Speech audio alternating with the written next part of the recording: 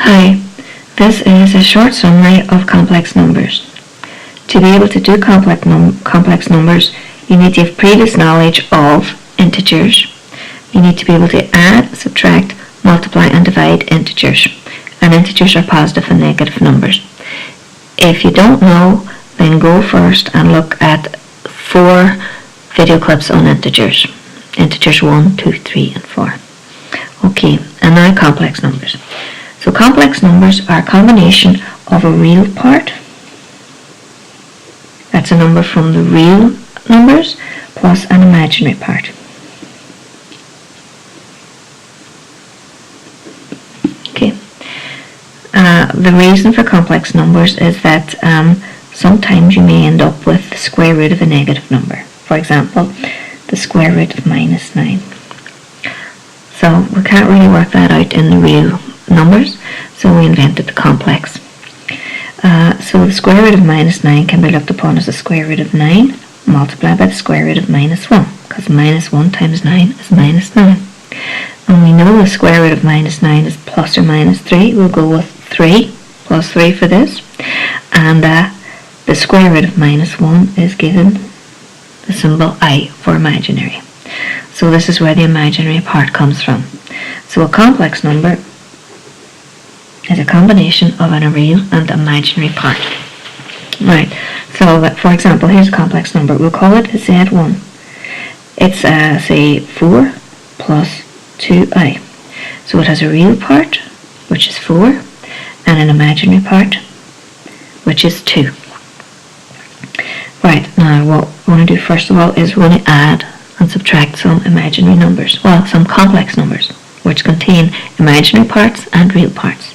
So if Z1 is 4 plus 2i, here's another complex number, we'll call it Z2, which is 3 plus 5i.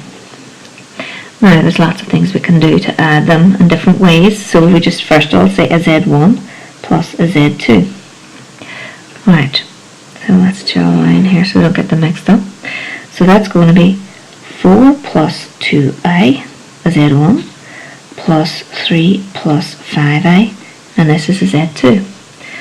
So you can only add the real parts together, separate from the imaginary parts. So we'll say 4 plus 3, they're the two real parts, that's 7, and 2i plus 5i also happens to be 7, so that's plus 7i.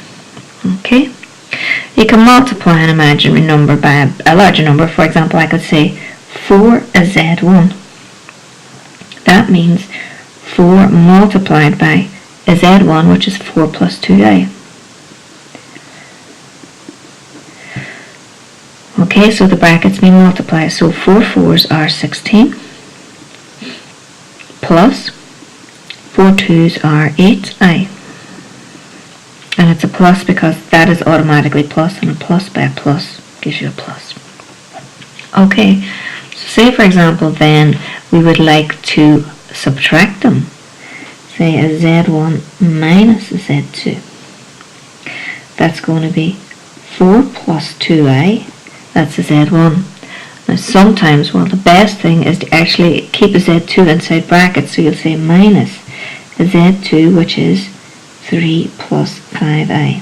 The reason I do that is because whenever I work at the brackets, the 5 also has to become a minus 5i. So we have 4 plus 2i minus 3 minus 5i. That means now we can sort out the real parts. 4 minus 3 is 1, and 2 minus 5. So this is where the integers come into play. It's a plus 2 and a minus 5. We're adding or subtracting, so we get the difference between the two numbers, which is 3. And we choose the sign of the biggest number. The biggest number is 5, and it's minus, so it's minus 3i. So that's what a Z1 minus a Z2 is. Okay, right. We'll try some others.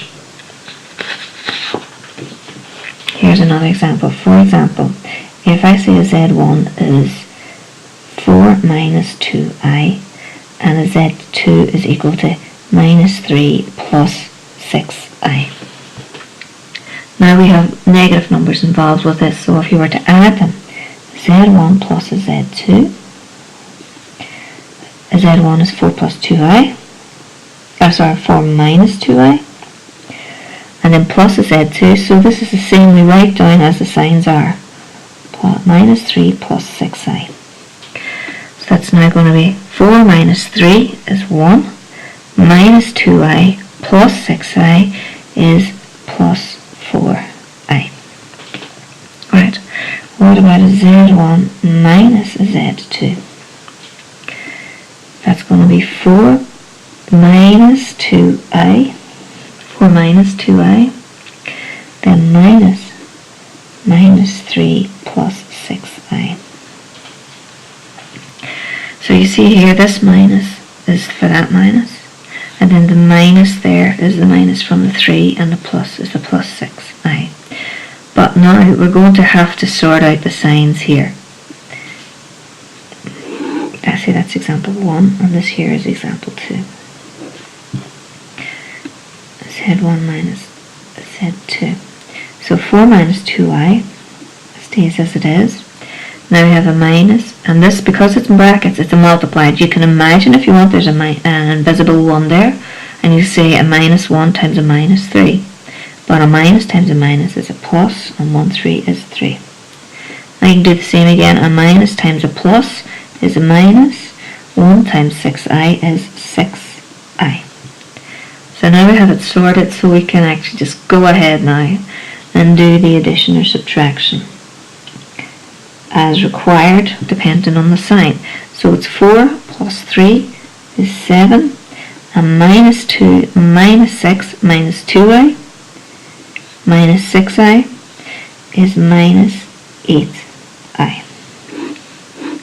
Right, that's adding and subtracting complex numbers. Thank you.